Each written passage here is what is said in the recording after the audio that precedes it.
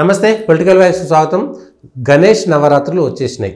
ఈ గణేష్ నవరాత్రులకు ప్రభుత్వం ఏం చేయాలి, మంటపాలు ఏం చేయాలి, ప్రజలు ఏం చేయాలి, ఇట్లా అనేక అంశాలపై మనతో మాట్లాడేందుకు గణేష్ ఉత్సవ సమితి బాధ్యులు రావినతల శశిధర్ గారు ఉన్నారు. శశి గారు నమస్తే అండి. ఈ గణేష్ ఉత్సవ సమితికి అనేకమైనటువంటి పోలీసుల వేధింపులు, అధికారుల వేధింపులు, నువ్వు కరెంటు వాడుకున్నావని, నువ్వు డబ్బులు అడిగినావని చెప్పేసి చాలామంది, అంటే ఒకప్పుడు బాలగంగాధర్ తిలక్ గారు ఈ దేశంలో ఐక్యత చాటే చెప్పాలనేటువంటి ఒక మంచి సదుద్దేశంతో వస్తే ఇవాళ ప్లాస్టర్ ఆఫ్ పారిస్ పెట్టొద్దు, లేకపోతే ఈ చెరువులో ముంచొద్దు, లేకపోతే హుస్సేన్ సాగర్లో వేయొద్దు, లేకపోతే ఇట్లా చేసి ఏదో కుట్ర జరుగుతుందా, నిజంగా వాళ్ళకు ప్రేమ ఉందా, ఇవన్నిటి మీద ప్రజలకు ఈ గణేష్ ఉత్సవ సమితి సామూహికంగా చేసేటువంటి వాళ్లకు కొన్ని క్లారిటీస్ మీ ద్వారా కావాలండి. భాగ్యనగరంలో 45వ సామూహిక గణేష్ ఉత్సవాలు ఈ సంవత్సరం జరుగుతున్నాయి.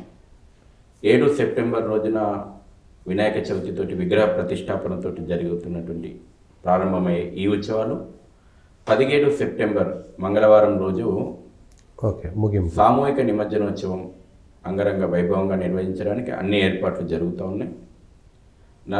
గ్రేటర్ హైదరాబాద్తో పాటు రంగారెడ్డి, మేడ్చల్ జిల్లా పరిధిలో ఉన్నటువంటి పాత రంగారెడ్డి అంతా 1,40,000 గణపతి మండపాల ప్రతిష్ట ఈ సంవత్సరం జరగబోతుంది. అంటే ఇవన్నీ సామూహిక గణేష్ ఉత్సవం. సామూహిక. ఓకే. 1,47,000.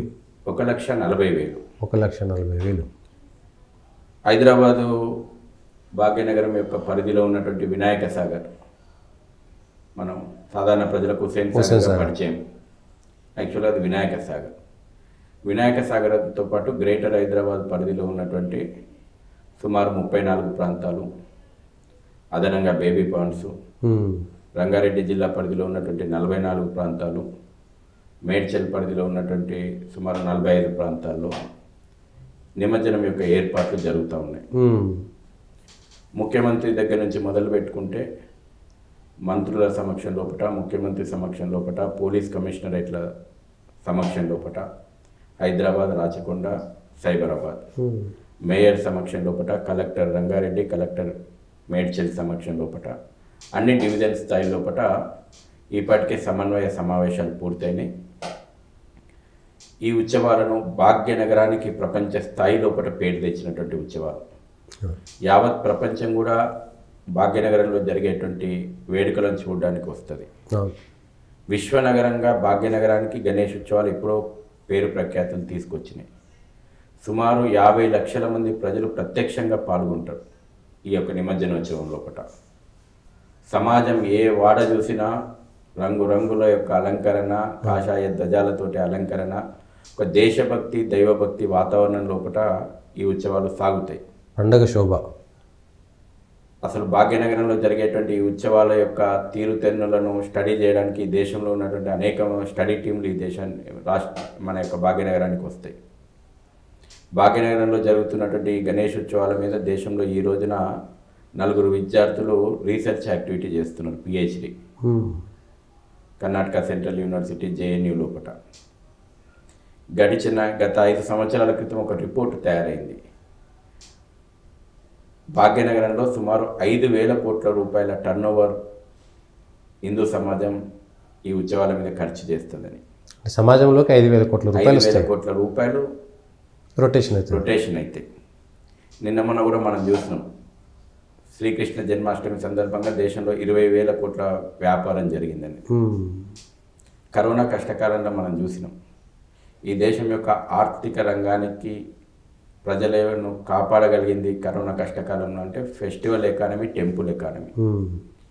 భారతదేశ ఆర్థిక వ్యవస్థకు వెన్నుముక ఫెస్టివల్ ఎకానమీ. కరోనా కష్టకాలం తర్వాత అనేక దేశాల యొక్క ఆర్థిక పరిస్థితులు తలకిందులైతే భారతదేశం నిలబడగలిగింది ఆ సంక్షోభంలో అంటే ఫెస్టివల్ ఎకానమీ, సంపద సృష్టించబడ్డది. అందుకే నేను చెప్పిన భాగ్యనగరంలో కేవలం ఒక భాగ్యనగరంలోనే 5,000 కోట్ల రూపాయల టర్నోవర్ జరుగుతూ ఉంటుంది. 2 లక్షల మంది ప్రజలకు ప్రత్యక్షంగా సంవత్సరం పాటు ఉపాధి కల్పించేటువంటి పండుగ ఇది. 3 లక్షల మంది ప్రజలకు పరోక్షంగా ఉపాధి 3 నెలల పాటు కలిగిస్తుంది. అంటే సుమారు 5 లక్షల కుటుంబాలు ఈ పండుగ మీద జీవనోపాధి తీసుకుంటున్నాయి. ప్రభుత్వ విభాగాలు 18 ప్రభుత్వ విభాగాలు 3 నెలల పాటు అహర్నిశలు కృషి చేసి భాగ్యనగర్ గణేశోత్సవ సమితితోటి సమన్వయం చేస్తూ నిమజ్జనోత్సవాన్ని అంగరంగంగా నిర్వహిస్తున్నాం. ఇది ఒక పార్ట్. రెండో పార్ట్ సమాజాన్ని ఐక్యత తీసుకురాబడుతున్నాయి. హిందూ సమాజం లోపల ముఖ్యంగా యువత లోపల దేశభక్తిని దైవభక్తిని నిర్మాణం చేస్తున్నాయి. మనం చూస్తాం 12 సంవత్సరాలు దాటిన యువకులు ఒక గ్రూప్గా ఫామ్ అవుతారు, ఇంటర్మీడియట్ పిల్లలు ఒక గ్రూప్గా ఫామ్ అవుతారు, డిగ్రీ పిల్లలు ఒక గ్రూప్గా ఫామ్ అవుతారు. ఏ బస్తీకి ఆ బస్తీ, ఎవరి వాడలో వాళ్ళు వ్యాపార సంస్థలు పెట్టుకుంటాయి, విద్యా సంస్థలు పెట్టుకుంటాయి, అసోసియేషన్లు పెట్టుకుంటాయి, మహిళా గ్రూపులు పెట్టుకుంటాయి. అంటే సమాజం లోపల అన్ని వర్గాల రిప్రజెంటేషన్ ఈ గణేష్ ఉత్సవాల లోపల మనం చూస్తూ ఉంటాం. ఒక ఐక్యత నిర్మాణం అవుతుంది. అందరం కూడా ఒకవైపు నడిచేటువంటి ఒక ఏకత నిర్మాణం అవుతుంది. ఒక గణపతి మండపం కేంద్రంగా సుమారు 10 మంది హిందూ నాయకత్వ లక్షణాలు ఉన్నటువంటి యువత ఉంటుంది.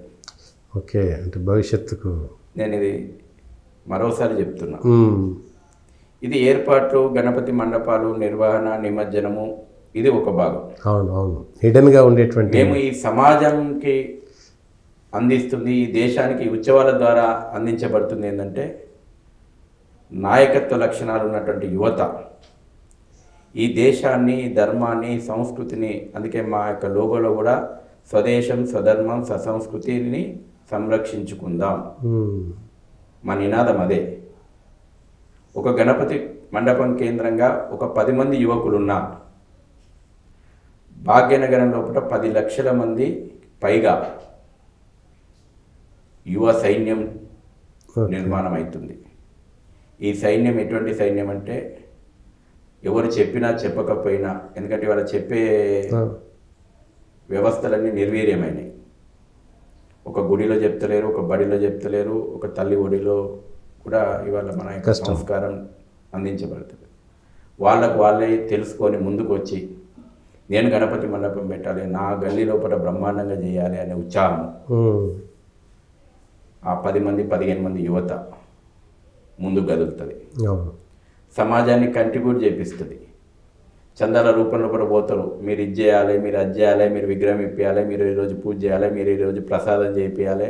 అంటే ఆ బస్తీనంతా కూడా ఏకత చేసేటువంటి నాయకత్వ లక్షణాలు, అందరితో సత్సంబంధాలు పెంచుకునేటువంటి అవకాశం కూడా అక్కడే, పబ్లిక్ రిలేషన్స్ చేసేటువంటి యువత. అవును, 11 రోజుల పాటు రోజుకొక కార్యక్రమాల పేరు మీదన ఈ యొక్క ఉత్సవాలను నిర్వహించేటువంటి నాయకత్వ లక్షణాలు ఉన్నటువంటి యువత. ఈ మండపాల కేంద్రంగా దేశభక్తి, దైవభక్తి వాతావరణం, సంస్కృతి మెసేజ్ మనము ప్రతి సంవత్సరం కూడా ఒక విషయాన్ని మనం తీసుకెళ్తాం. ఈ సంవత్సరం ఛత్రపతి శివాజీ 350వ సంవత్సరం పట్టాభిషేకమై ఏ పరిస్థితి లోపల ఛత్రపతి శివాజీ పోరాటం సాగింది, ఏ పరిస్థితి లోపల ఛత్రపతి శివాజీ దేశాన్ని, ధర్మాన్ని రక్షించిండు, ఛత్రపతిగా పట్టాభిషేకం కాబడ్డాడు, ఆ స్ఫూర్తి మేము ఈ సంవత్సరం అందించబోతున్నాం. రాణి అహల్యాబాయి హోల్కర్ 350వ వర్ధంతి సంవత్సరం ఈ సంవత్సరం. ఒక మహారాణి మొఘలుల కారణంగా ధ్వంసం చేయబడ్డటువంటి అనేక దేవాలయాలను పునర్నిర్మించి శక్తి కేంద్రాలుగా మార్చింది. ఇవాళ కాశీ విశ్వనాథుని మందిరం దగ్గరికి పోతే అహల్యాబాయి విగ్రహం ఉంటుంది. ఈరోజు కాశీ విశ్వనాథుని మందిరం ఆ మహారాణి నిర్మించింది, పునర్నిర్మించింది. కాబట్టి ఒక దేవాలయ వ్యవస్థ ఏ రకంగా శక్తివంతంగా పునర్నిర్మించబడాలి అనేటువంటి సందేశం మనము ఈ సంవత్సరం ప్రతి మండపం కేంద్రంగా మనం తీసుకెళ్తున్నాం. అదే సందర్భంగా అవసరం అనుకుంటే ఈ దేశం లోపల రాజులే కాదు, మహారాణులు కూడా కత్తిపట్టి యుద్ధం చేశారు. మహారాణి దుర్గావతి, రాణి దుర్గావతి 500వ జయంతి సంవత్సరం ఈ సంవత్సరం. కాబట్టి మహిళల లోపల ఆ యొక్క పోరాట పటిమ, మొఘలుల మీద పోరాడినటువంటి ఆ యొక్క రాణి పోరాట పటిమ, ఈ రోజున జిహాద్ మీద మహిళా శక్తి పోరాడవలసినటువంటి స్ఫూర్తిని మేము ప్రతి మండపం కేంద్రంగా అందించగలుగుతున్నాం. భగవాన్ బిర్సా ముండా 150వ జయంతి సంవత్సరం. భగవాన్ బిర్సా ముండా మిషనరీలో మత మార్పిళ్ళు చేస్తూ, మిషనరీల కారణంగా గిరిజన ప్రాంతాల లోపల, అమాయకమైనటువంటి ఆదివాసీ ప్రాంతాల లోపల మత మార్పిళ్ళు చేస్తూ ఈ దేశ సంస్కృతిని విచ్ఛిన్నం చేసేటువంటి ప్రయత్నం చేస్తూ ఉంటే బిర్సా ముండా చేసినటువంటి పోరాటం, ఈ సంస్కృతిని కాపాడుకోవడానికి బిర్సా ముండా చేసినటువంటి త్యాగం ఏదైతే ఉందో ఆ స్ఫూర్తిని మేము ఈ సంవత్సరం హిందూ సమాజానికి అందించబోతా ఉన్నాం. ఈ మిషనరీ మాఫియా మత మార్పిళ్లను నిరోధించడానికి హిందూ సమాజం రాబోయే రోజుల్లో ఏం పని చేయాలి, భగవాన్ బిర్సా ముండా చేసినటువంటి ఆదర్శం ఏందో మేము సమాజం ముందర పెట్టబోతున్నాం. ఇంకొక విశేషమైనటువంటి విషయం ఉంది. ఈ సంవత్సరం ఇక్కడ రజాకార్ ఎజెండాను పాతిపెట్టి రజాకార్ భావజాలాన్ని తుదముట్టించి భారతదేశంలో తెలంగాణ ప్రాంతాన్ని విమోచనం చేసి హైదరాబాద్ సంస్థ భారతదేశంలో విలీనమైనటువంటి రోజు, భారత ప్రభుత్వం ముందు ఉక్కు మనిషి సర్దార్ వల్లభాయ్ పటేల్ ముందు నిజాం తల వంచినటువంటి రోజు ఏదైతే ఉందో 17 సెప్టెంబర్ 1948, ఆ రోజు కూడా అనంత చతుర్దశి. ఓకే. ఆ రోజు రజాకార్ల ఆంక్షల మధ్యన ప్రజలు గణపతి నిమజ్జనోత్సవం జరుపుకుంటున్న వేళ ఈ ప్రాంతానికి నిజాం తల వంచి ప్రభుత్వం మీద, భారత ప్రభుత్వం మీద ముందు లొంగిపోయి ఆపరేషన్ పోలో విజయవంతమైంది. ఈ ప్రాంతం భారతదేశం లోపల కలిసిన రోజు. ఈ సంవత్సరం కూడా 17 సెప్టెంబర్ 2024 మళ్ళీ అనంత చతుర్దశి కలిసి వస్తుంది. కాబట్టి ఆ యొక్క వాతావరణాన్ని నిమజ్జనోత్సవం లోపల స్పష్టంగా దేశభక్తి, దైవభక్తి వాతావరణం లోపల మేము నిర్వహించబోతా ఉన్నాం. అందుకే మేము ప్రతి మండపాన్ని ఉదయమే మేము నిమజ్జనోత్సవానికి తల్లి రండి, అనంత చతుర్దశి రోజున మనం నిమజ్జనోత్సవం ఆ పుణ్య గడియల లోపల మనం నిమజ్జనోత్సవం చేయాలని చెప్పేసి పిలుపునిస్తా ఉన్నాం. ఈ సందేశాలను మేము తీసుకెళ్ళి యువతను 10 లక్షల మంది యువత, దేశభక్తి దైవభక్తితోటి నిర్మాణమైనటువంటి యువత, ఏ రాజకీయ పార్టీలు తయారు చేస్తున్నటువంటి కార్యకర్తలు కాదు, ఏ సంస్థలు తయారు చేస్తున్నటువంటి కార్యకర్తలు కాదు, గణపతి నేతృత్వం లోపల, గణపతి నాయకత్వం లోపల తయారవుతున్నటువంటి ఈ సహజ సిద్ధమైనటువంటి నాయకత్వాన్ని మనం లేపి నిలబెట్టగలిగితే, ఎక్కడిదక్కడ ఈ నాయకత్వాన్ని మనం ప్రోత్సహిస్తే, ఎక్కడిదక్కడ ఈ నాయకత్వం సమాజానికి నేతృత్వం వహిస్తే 15 నిమిషాలు టైం కావాలన్నోనికి సమాధానం వచ్చేస్తుంది. సమాధానం అవును. ఇంకొక చిన్నది, వేధింపులకు గురవుతారు పాపం చాలామంది. ఏదో ఒక పోలీస్ వ్యవస్థ నుంచి కానీ లేకపోతే మున్సిపల్ వ్యవస్థ నుంచి కానీ మీరు రోడ్డు మీద అడ్డం పెట్టిరు, మీకు ఓడిచ్చారు, మీకు పర్మిషన్ లేదు. దీనికి పర్మిషన్ అవసరం లేదు కదా, ఎవరికి వాళ్ళు పెట్టుకోవచ్చు. ఇన్ఫర్మేషన్ ఇస్తే సరిపోతే పర్మిషన్ అక్కర్లేదు కదా. అనేక అడ్డంకులు, ఒడిదుడుకులు ఎదుర్కొన్నాం. నేను కూడా ఇది 22వ సంవత్సరం భాగ్యనగర్ గణేష్ ఉత్సవ సమితిలో సెక్రటరీగా ఉండడమే ఇది 18వ సంవత్సరం. ఎన్ని రకాల వేధింపులు ఉన్నాయో అన్ని రకాల వేధింపులు ఉంటుండే. పర్మిషన్ అడుగుతుండే. మేము అడుగుతుంటే అసలు ఇస్తందుకు నువ్వోడు, తీసుకుంటందుకు నేను ఉండిపోయి ఫస్ట్ ఇది తేల్చు. అవును. ఈ వేదభూమి, పుణ్యభూమి, తపోభూమి, కర్మభూమి లోపల మొట్టమొదటి పూజలు అందుకునేటువంటి గణపతికి నువ్వు పర్మిషన్ అడుగుతావా? ఇది చెల్లదు, ఇది నడవదు.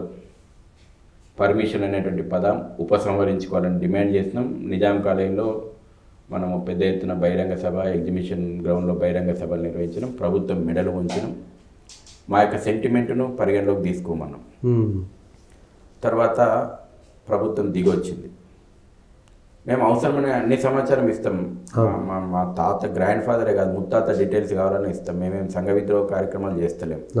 బాజాప్తగా మా ఫండమెంటల్ రైట్ దేవుణ్ణి పూజించుకుంటున్నాం, పూజిస్తాం. ఈ రోజున మార్పు వచ్చింది. కేవలం ఇంటిమేషన్ మాత్రమే పోలీసులు అడుగుతున్నారు. తర్వాత ప్రభుత్వంలో అన్ని విభాగాలు చక్కనైన సమన్వయం చేస్తున్నాయి.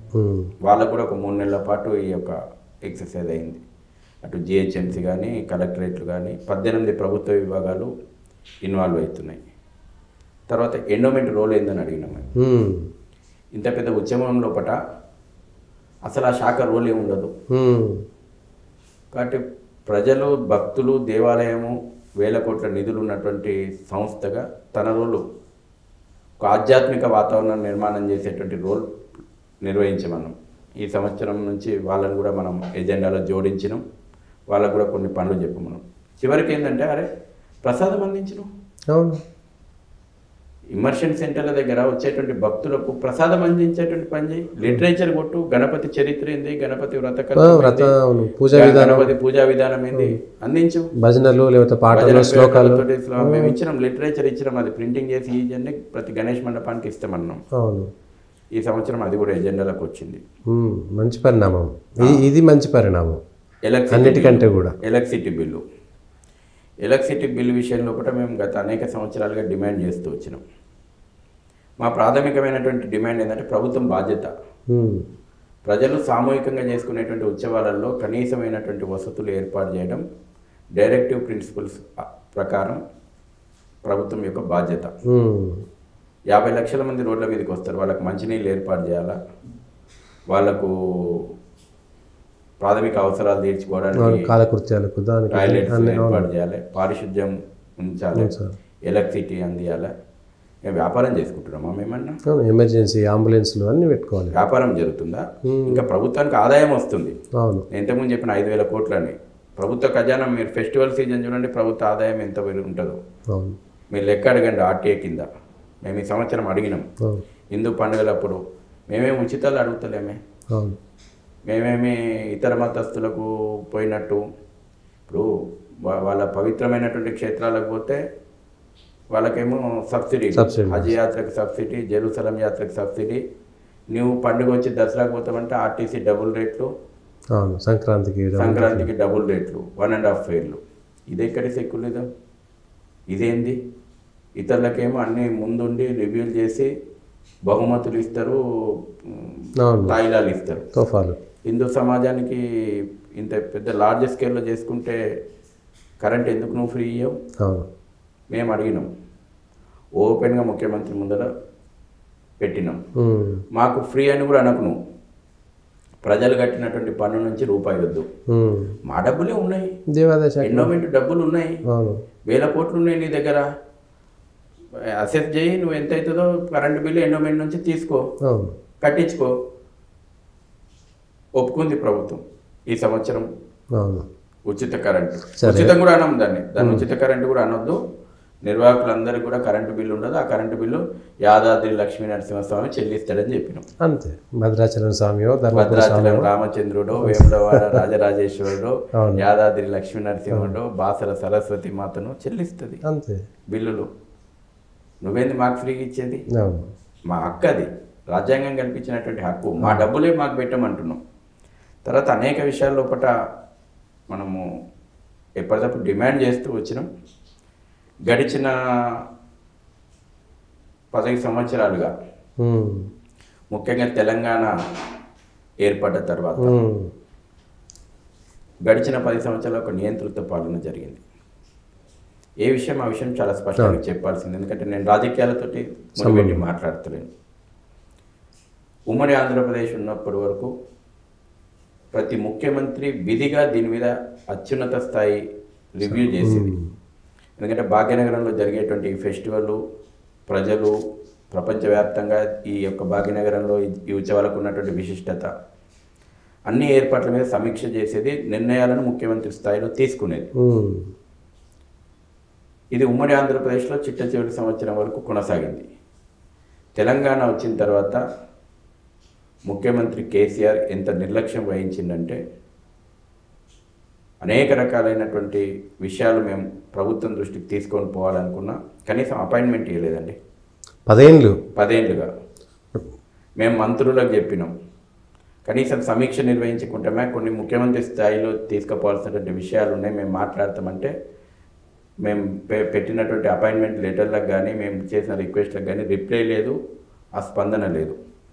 పైపెచ్చు కుట్రలు చేసిండ్రు గణేష్ ఉత్సవాలను ఆపాలని. కోర్టు తీర్పు మనం చూసినాం. కోర్టు తీర్పు ఆ రకంగా రావడానికి ప్రభుత్వం ప్రాపర్ రిప్రజెంటేషన్ చేయకపోవడం వల్ల ఉన్న వాస్తవ విషయాలు హైకోర్టు ముందు కానీ సుప్రీంకోర్టు ముందు కానీ చెప్పలే. ఒక అడ్వకేట్ జనరల్ పోయి కూడా రిప్రజెంట్ చేయలే. కేవలం ఒక జూనియర్ అడ్వకేట్లను పంపి చేతులు దులుపుకున్నారు. ఆ రకమైనటువంటి ఆంక్షలు రావాలని వాళ్ళు దారుసలాం ఏజెండా కోరుకున్నటువంటి విధంగా ఆ ఆంక్షలు వచ్చే విధంగా కోర్టు ఏం చేస్తుందండి? తన ముందు ఉన్నటువంటి పేపర్లు పరిశీలిస్తుంది. ఏది వాస్తవం, ఏది అవాస్తవం, ఏది ప్రచారము, ఏది అబద్ధము, ప్రాక్టికల్గా జరుగుతుంది ఏంది, చెప్పాలా, ప్రభుత్వం చెప్పాలా, ప్రభుత్వం ప్రాపర్గా చెప్పాలా. కోర్టు ఆంక్షలు వచ్చినాయి. గత సంవత్సరం వాటి పేరు మీద నిమజ్జనోత్సవాన్ని ఆపాలని చూసిండ్రు. మేము దానికి కూడా చెప్పినాం, మేము అవసరం అనుకుంటే శాసనోల్లంఘన చేస్తాం. గాంధీయ మార్గం అంతే. ఈ దేశాన్ని రక్షించుకోవడానికి, ఈ సంస్కృతిని రక్షించుకోవడానికి అవసరం అనుకుంటే గాంధీ కూడా శాసనోల్లంఘన చేసిండు. కాబట్టి రౌలత్ చట్టాన్ని వ్యతిరేకించలేదా? ఉప్పు సత్యాగ్రహం చేయలేదా గాంధీజీ? ఉప్పు మీద పన్నేస్తే. కాబట్టి శాసనోల్లంఘన చేస్తామని చెప్పినాం, మా హక్కును మేము కాపాడుకున్నాం. కానీ దీర్ఘకాలికంగా కూడా దీనికి ఒక పరిష్కారం చూపెట్టాలి. చట్ట ప్రకారంగా ఉన్నటువంటి అవరోధాలు తొలగిపోవాలి. మళ్ళీ మొన్న మరిచెన్నారెడ్డి హాల్ లోపల మాతోటి మంత్రులు, ఇన్ఛార్జి మంత్రులు మినిస్టర్కి పిలిచినప్పుడు చెప్పినాం, గతంలో ఏ ఆనవాయితీ ఉండేది, తెలంగాణ వచ్చిన తర్వాత కేసీఆర్ వ్యవహరించినటువంటి తీరు, కేటీఆర్ వ్యవహరించినటువంటి తీరు, ఇప్పుడు మీ ప్రభుత్వం ముఖ్యమంత్రి గారి సమక్షం లోపల రివ్యూ జరగాలని చెప్పినాం. సానుకూలంగా స్పందించింది ప్రభుత్వం. ముఖ్యమంత్రి గారు మొన్న మీటింగ్ పిలిచిండ్రు. అనేక విషయాలు 10 ఏళ్ల తర్వాత ఒక ముఖ్యమంత్రి స్థాయి సమీక్ష జరిగింది. 10 ఏళ్ల తర్వాత సెక్రటరియట్లో ముఖ్యమంత్రి ఆధ్వర్యంలో, రేవంత్ రెడ్డి గారి ఆధ్వర్యంలో లోపల సమావేశం జరిగింది. ఇది ప్రజల యొక్క విశ్వాసానికి ఇచ్చినటువంటి గౌరవంగా మేము భావిస్తాం. ఈ యొక్క పండుగకు ఉన్నటువంటి ప్రాముఖ్యత, ప్రభుత్వం ఆ సీరియస్నెస్ ఉంది అన్నట్టు. అధికారులు కూడా ఆ రకమైన సీరియస్నెస్ వస్తుంది. ముఖ్యమంత్రి స్థాయిలో మేము ఇప్పుడు కరెంటు గురించి అడిగినాం, ఎవరు నిర్ణయం తీసుకోవాలా? ముఖ్యమంత్రి గారు నిర్ణయం తీసుకోవాలి. గత 10 సంవత్సరాలు ఎందుకు నిర్ణయం జరగలేదు? ముఖ్యమంత్రి టైం ఇస్తే కదా. ఆయనకు టైమే దొరకలేదు. ఉచిత కరెంట్ ప్రజలకు ఇంకా అంటే ప్రజల దాకా పోలేదంటే కేసీఆర్ గారు మాకు ఇవ్వడానికి టైమే దొరకలే. ఆయనకు 10 నిమిషాల టైం దొరకలేదు. ఈ విషయం మీ ద్వారా, మన ద్వారా గత 10 ఏళ్ళుగా కేసీఆర్ గారు గణేష్ ఉత్సవ సమితికి లేదా గణేష్ ఉత్సవాలకు సమీక్ష చేయలేదనేటువంటి పచ్చి నిజం ఇప్పుడు మన ద్వారా జనాలకు వెళ్తుంది. అప్పుడు కొంతమందికి తెలుసు, కొంతమంది తెలియదు. మొరబెట్టుకున్నాం, ప్రజల సెంటిమెంట్ను గౌరవించండి, ఒక ఆనవాయితీని గౌరవించండి. అరే నువ్వు రంజాన్ గురించి రివ్యూలు పెట్టుకుంటావు, లేకపోతే మొహరం గురించి రివ్యూలు పెట్టుకుంటావు, వాళ్ళనే పిలుస్తారు, ఎంఐఎం వాళ్ళని పిలుస్తావు, రివ్యూలు, ఎజెండాలు, మీటింగ్ పెట్టుకుని ఇంకేం కావాలని అడుగుతావు. హిందూ సమాజాన్ని నువ్వు విస్మరిస్తావా? నువ్వు భయంకరమైనటువంటి హిందూ అని చెప్పుకుంటావు. నాకంటే పెద్ద హిందూ ఓడు ఉన్నాడు, నాకంటే యాగాలు చేసేటువంటి హిందూ ఓడు ఉన్నాడు, ఈ గొప్పలు చెప్పుకున్నాడు. మీరు చేసింది ఏంది? కేవలం పండుగలలో కూడా రాజకీయాలు చేసే ప్రయత్నం చేశారు. కానీ నిజంగా హిందూ సమాజానికి ఉన్న సమస్య ఏంది? అరే నువ్వు గడిచిన ఇన్నేళ్లుగా వచ్చినటువంటి ఒక ఆనవాయితీని కూడా నువ్వు కొనసాగించడానికి ఇష్టపడలేదు. పైపెచ్చి దీని మీద ప్రతిబంధకాలు వచ్చేలాగా చూస్తున్నావు. నేను నిర్మమాటంగా నేను ఇవాళ నేనేమి బీఆర్ఎస్ని విమర్శించాలని అంటుంది. సేమ్ సందర్భంగా ఈనాడున్నటువంటి కాంగ్రెస్ ప్రభుత్వం తీసుకున్న చొరవను నేను అభినందిస్తున్నాను. అనేక విషయాల్లో మాకు భేదాభిప్రాయాలు ఉంటాయి. అనేక విషయాల్లో మేము ఇదే రేవంత్ రెడ్డి గారిని వ్యతిరేకిస్తాం. కానీ నేను ఈ విషయంలో రేవంత్ రెడ్డి గారిని అభినందిస్తున్నా. చెప్పిన ప్రతి అంశాన్ని సానుకూలంగా విన్నాడు. మేము చెప్పిన ప్రతి అంశాన్ని సానుకూలంగా స్పందించిండు. ఇన్ఛార్జి మంత్రిగా ఉన్నటువంటి పొన్నం ప్రభాకర్ కానీ, రంగారెడ్డి ఇన్ఛార్జి మంత్రిగా ఉన్నటువంటి శ్రీధర్ బాబు గారు కానీ, వాళ్ళు వేదిక మించి అధికారులకు వాళ్ళు మాట్లాడుతుంటే మేము మాట్లాడినట్టే మేము భావించినాం. అంత స్పష్టమైనటువంటి అవగాహనతోటి వాళ్ళు ఈ ఉత్సవాలను విజయవంతం చేయాలన్నటువంటి సంకల్పం మాకు వాళ్ళ లోపల కనబడ్డది. ముఖ్యమంత్రి గారి లోపల కూడా ఆ సంకల్పం కనబడ్డది. అది వాళ్ళ బాధ్యత కూడా. ప్రభుత్వంలో ఉన్నటువంటి వాళ్ళు ఇవాళ పార్టీ ప్రతినిధులు కాదు, వాళ్ళు ప్రభుత్వం. ఇవాళ మా ముఖ్యమంత్రి ఎవరంటే కాంగ్రెస్కో ముఖ్యమంత్రి, బీజేపీకో ముఖ్యమంత్రి, బీఆర్ఎస్కో ముఖ్యమంత్రి ఉన్నాడు, తెలంగాణ ప్రజలకు ముఖ్యమంత్రి ఉన్నాడు, తెలంగాణ 4.5 కోట్ల మందికి ముఖ్యమంత్రి. కాబట్టి మా విషయాలు సానుకూలంగా విన్నాడు, సానుకూలమైనటువంటి ఫలితాలు వచ్చినాయి. మేము కూడా ప్రభుత్వంతో సమన్వయం చేసుకుంటూ హిందూ సమాజాన్ని సంఘటితం చేసేటువంటి పనులు ఉంటాం. ఆ రకమైనటువంటి ప్రయత్నం ముందుకు పోతుంది. ఓకే. బాలగంగాధర్ తిలక్ స్వాతంత్ర ఉద్యమం ద్వారా సామూహిక ఉత్సవాలు, అంతకుముందు కూడా సామూహిక ఉత్సవాలు జరిగాయి, కానీ కొన్ని ఇండ్లల్లో లేకపోతే కొంత ఏరియాల్లో మాత్రమే జరిగేది. ఆ తర్వాత దీని దేశభక్తి, దైవభక్తి మీరు అన్నట్టుగా జరిగింది. సామూహిక ఉత్సవాలు స్వాతంత్రం వచ్చిన తర్వాత అవసరం ఏముంది? ఇంకా మొదటగా సామూహిక ఉత్సవాలకు తెరలేపింది ఛత్రపతి శివాజీ మహారాజ్. తిలక్ గారి కంటే ముందు పూణే నగరం లోపల కాస్పా గణపతిని ప్రతిష్టాపన చేసి మావలీలైనటువంటి ఒక గిరిజన తెగ ప్రజలను చేరదీసి ఒక సైన్యాన్ని నిర్మాణం చేసిండు. ఓకే. గణపతి నాయకత్వం లోపల హిందూ సమాజం సంఘటితమై పోరాడాలి. ఈ దేశాన్ని గుప్పెడు మంది ఎక్కడి నుంచో విదేశాల నుంచి వచ్చినటువంటి జిహాదీ శక్తులు ఈ దేశం మీద సంస్కృతి మీద దాడి చేస్తూ, ఇక్కడ దేవాలయాలను ధ్వంసం చేస్తూ, ఇక్కడటువంటి సాంస్కృతిక కేంద్రాలను ధ్వంసం చేస్తూ, ఇక్కడటువంటి ప్రజల ప్రాణాలపైన దాడులు చేస్తుంటే, ఇక్కడ రక్తం ఏర్లై పారిస్తుంటే స్పందించినటువంటి ఒక తల్లి ఆదేశం ఇన్నటువంటి ఒక హృదయం ఛత్రపతి శివాజీ కాస్పా గణపతిని ప్రతిష్టాపన చేసి సామూహికమైనటువంటి గణపతి ఉత్సవాల ద్వారా దేశభక్తిని దైవభక్తిని నిర్మాణం చేస్తూ ప్రజల లోపల ఈ దేశాన్ని ధర్మాన్ని కాపాడుకోవాల్సినటువంటి ఒక ఆవశ్యకతను తట్టి లేపుతూ ఈ యొక్క ఉత్సవాలను నిర్వహించినటువంటి చరిత్ర శివాజీ మహారాజ్ నుంచి. అనంతకాలం పేష్వాలు కూడా ఆ యొక్క పరంపరను కొనసాగించారు.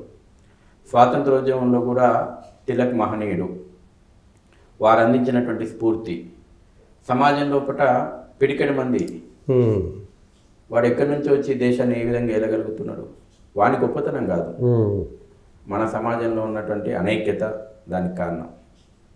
వాని విజయం కాదు, మన సమాజం ఉన్న అనైక్యత వాని విజయంగా మారుతుంది. కాబట్టి ఈ సమాజాన్ని సంఘటితం చేయాలంటే మళ్ళీ గణపతి కనబడ్డాడు. ఆ గణపతి నాయకత్వంలో పట్టినే మళ్ళీ ముంబై పూణే నగరం లోపల ఒక పక్కన తిలక్ మహాశయుడు మహారాష్ట్ర ప్రాంతం లోపల సామూహికమైనటువంటి గణపతి ఉత్సవాలకు పిలుపునిస్తే, బిపిన్ చంద్రపాల్ బెంగాల్ ప్రాంతంలో సామూహికమైనటువంటి దుర్గా నవరాత్రి ఉత్సవాలకు పిలుపునియడం, లాలా లజపత్ రాయ్ పంజాబ్ ప్రాంతం లోపల ఈ రకంగా దేశవ్యాప్తంగా ఒక దైవభక్తి దేశభక్తి మిళితమైనటువంటి ఒక పోరాటం సువర్ణ అక్షరాలతోటి మనం లిఖించుకోవాలి. గణపతి మండపము దుర్గామాత మండపం అంటే కేవలం ఇక్కడ జరుగుతున్నటువంటి పూజలే ఆరాధనే కాదు, స్వాతంత్ర వీరులను తయారు చేసినటువంటి ఒక కర్మాగారాలుగా ఇవి ఉపయోగపడ్డాయి. విప్లవ వీరులు అందరూ కూడా శాస్త్రము శస్త్రము నేర్పింది. విప్లవ వీరులందరూ కూడా ఉరితాడును ముద్దాడుతూ వందే మాతరం నినాదం చేస్తూ ఒక చేతిలో పట్టుకున్నటువంటి పుస్తకాలు ఏంటంటే భగవద్గీత, 1857 ప్రథమ స్వాతంత్ర సంగ్రామం యొక్క చరిత్ర, వీర సావర్కర్ రాసినటువంటి పుస్తకం. ఆ రోజున బ్రిటిష్ ప్రభుత్వం విప్లవ వీరుల దగ్గర ఎక్కడ సోదాలు చేసినా ఈ రెండు పుస్తకాలు తప్పకుండా దొరికినాయి. వాళ్ళ దగ్గర ఆస్తులు దొరకలే, డబ్బులు దొరకలే. భగవద్గీత 1857 ప్రథమ స్వాతంత్ర సంగ్రామం పుస్తకం. ఆ రకంగా అయినటువంటి ఒక ప్రేరణను ఈ సామూహిక ఉత్సవాలు చేసినాయి. అందుకే మనకు సామూహిక ఉత్సవాల పరంపర సాగింది ఈ సమాజాన్ని ఐక్యత తీసుకునేటువంటి విషయంలో. ఇవాళ మనం దసరా చేసుకుంటాం, సామూహికంగా ఎందుకు చేసుకుంటాం? శక్తిని పూజించాలి, శక్తిని ఆరాధించాలి, శక్తివంతంగా లేచి నిలబడాలి. ఎందుకు ఆయుధ పూజ చేస్తాం మనం?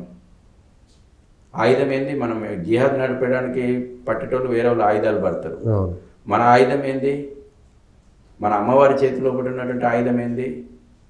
మన రాముని చేతిలో ఉన్నటువంటి బాణం ఏంది? కృష్ణుని చేతిలో ఉన్నటువంటి సుదర్శన చక్రం ఏంది? ఈ ఆయుధాలు హింస కోసం పట్టింది కాదు, ధర్మ రక్షణ కోసం పట్టినటువంటి ఆయుధాలు. ధర్మహింస తదైవచ, ధర్మం రక్షణ కోసం కౌంతేయ యుద్ధాయ కృతనిశ్చయ అన్నాడు శ్రీకృష్ణుడు. కాబట్టి కొంతమందికి వాళ్ళ అర్థం కావాలి కాబట్టి చెప్తున్నాను. అనుమానాలు ఉంటాయి, ఇంకా అవసరం అనేటువంటి ఉన్న వాళ్ళకి సమాధానం వచ్చేసింది. ఈ రకమైనటువంటి సమాజంలో ఒక శక్తిని నిర్మాణం చేసినటువంటి పండుగ భాగ్యనగరంలో ఎందుకు ప్రారంభమైనాయి? 1980లో ఎందుకు పురుడు పోసుకుంది? బోనాల ఉత్సవాల మీద 79 లోపల దాడి జరిగితే ఆంక్షలు పెడితే, పాత పట్టణం లోపల ఎక్కడిదక్కడ హిందువుల ఉత్సవాలపైన దాడులు, కర్ఫ్యూలు, హిందువుల యొక్క ఆస్తులు ధ్వంసం చేయడం, యథేచ్ఛగా రజాకార్ ఎజెండా అమలవుతుంటే ఆనాడు ఉన్నటువంటి పెద్దలు ఇదే ఛత్రపతి శివాజీ స్ఫూర్తిని, ఇదే బాలగంగాధర్ తిలక్ స్ఫూర్తిని అందిపుచ్చుకొని భాగ్యనగర్ గణేష్ ఉత్సవంకి పురుడు పోసారు. 1980లో 1500 గణపతి మండపాలు సామూహికంగా ఐక్యత దిశగా ముందుకు కదిలొస్తే ఇవాళ 1,40,000 గణపతి మండపాల ప్రతిష్టాపన జరుగుతుంది. దీని ద్వారా సమాజం లోపల ఒక ఐక్యత నిర్మాణం అవుతుంది, హిందూ సంఘటన నిర్మాణం అవుతుంది. ఈ హిందూ సంఘటన ఎందుకోసం అనంటే దేశాన్ని రక్షించుకోవడం కోసం. కాబట్టి సామూహిక పండుగల యొక్క అర్థం పరమార్థం ఇది. ఇందులో అందుకే నేను మొదటి నుంచి కూడా చెప్పిన, మనం జరుగుతున్న ఏర్పాట్లు, ఉత్సవాల తీరు ఇది ఒక పార్ట్. దీని నుంచి దేశానికి సమాజానికి ఏం అందించబడుతుందంటే ఈ శక్తి అందించబడుతుంది. ఓకే, థ్యాంక్ యూ శశి గారు. ఇది గణేష్ ఉత్సవాలకు సంబంధించినటువంటి, అందులో భాగ్యనగర గణేష్ ఉత్సవాలకు సంబంధించినటువంటి చరిత్ర, అంతకుముందు దేశంలో గణేష్ ఉత్సవాలకు ఉన్నటువంటి ప్రాశస్త్యము.